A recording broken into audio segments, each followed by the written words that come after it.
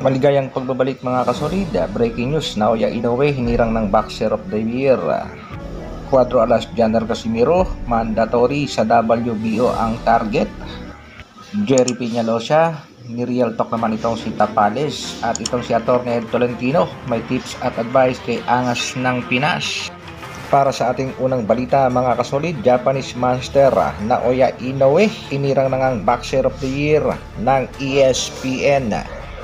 Ang naging basehan upang maging Boxer of the Year, unang-una ay ang dalawang laban nitong si Naoya Inoue ngayong 2023 kontra kay Stephen Fulton, na kung saan knockout nga ang former Unified Super Bantamweight Champion na si Stephen Fulton.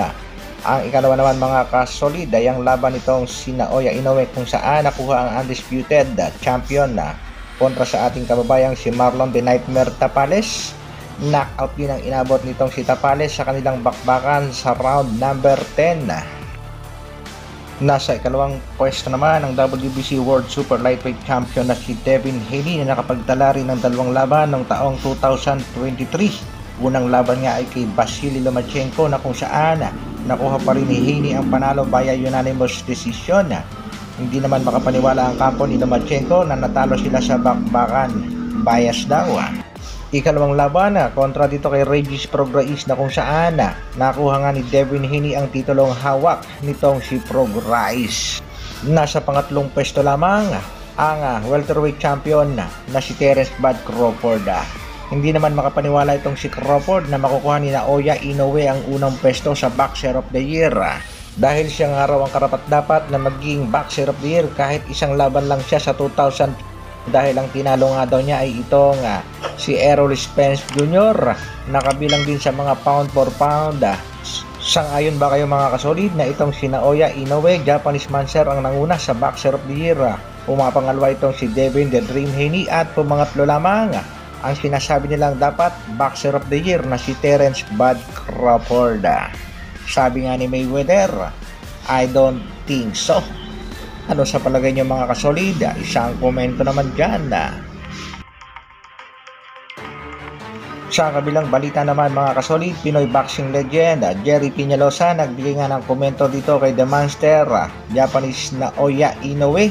Nagbigay din ng pahayag patungkol sa ating kababayang si Marlon The Nightmare Tapales at sa ating pangbatong si Cuadro Alas Jandriel Casimiro.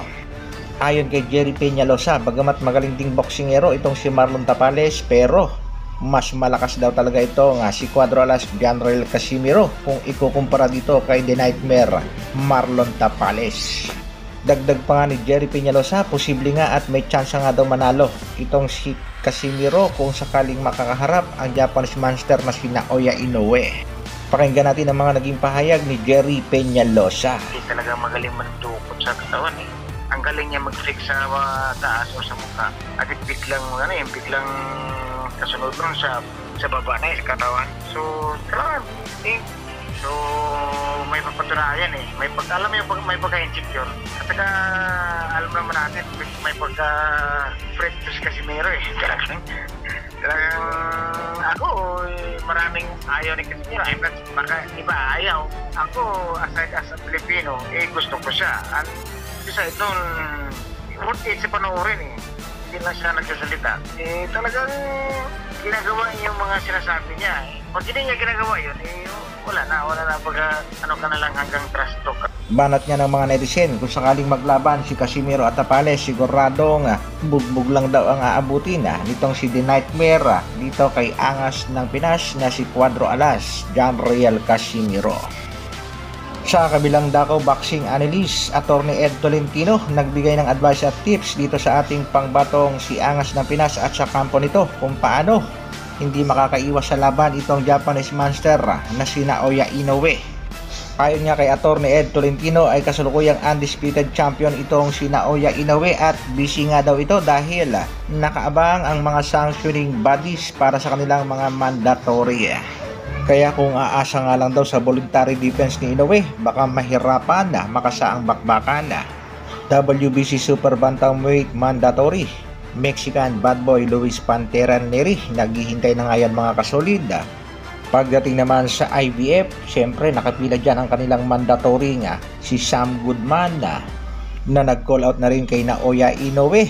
Pagdating naman dito sa WBA, nakaabang itong si Murodjon Akhmadaliev, ang kasalukuyang mandatory ng WBA.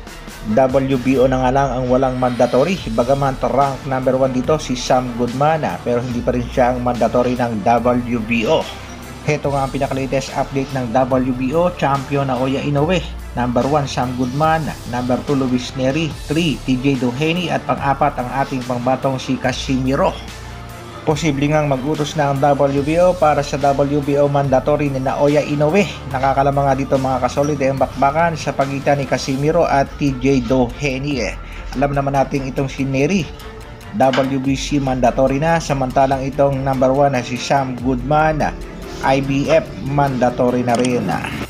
Ayon nga kay Attorney Ed Tolentino, ang dapat gawin ng mga promoter at manager ay maikisa ang laban ng ating pangbatong si Cuadro Alas General Casimiro upang maging mandatory sa WBO.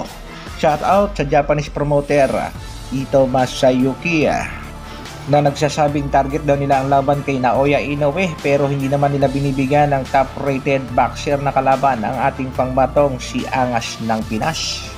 May punto talaga itong si Attorney Ed Tolentino. Ito nga ang dapat gawin upang hindi na makaiwas ang Japanese monster. Naoya Inoue, para no choice itong monster but to face our pambato na si General Casimiro. He has to play. Kudos kay Attorney Ed Tolentino na tinawag na pangbato ang ating kababayang si Cuadro Alas General Casimiro. Sana nga ay makasa ang laban ni Angas ng Pinas sa top rated sa WBO upang matuloy na rin ang laban kontra Japanese monster Naoya Inoue. Shoutout muna tayo sa ating mga kasolid. Shoutout sa ating kasolid na si Buddy Jodic. Shoutout din kay kasolid Analo J Vlogs. Shoutout kay Pobreng Biahero TV na nagsasabi ngayon pa sila tutulong kung kailang na-call out na ni Inoue ang pangalan ni Casimiro. Shoutout din sa ating kasolids na si Jobs Official Vlog. Ayon naman kay Willow 3748, blood is thicker than water. Shoutout din kay Alice Garbana na nagsasabing bakit naman magalit si Tapales, wala namang sinabing masama si Casimiro. Shoutout sa ating dalawang pangbato, Cuadro Alas General Casimiro at Marlon the Nightmare Tapales. Hanggang dito na lang muna mga kasolid. Maraming salamat sa patuloy na pagsuporta at panonood. Isang like naman dyan. Mabuhay Dr. Alvin Vlogs. Brrrr.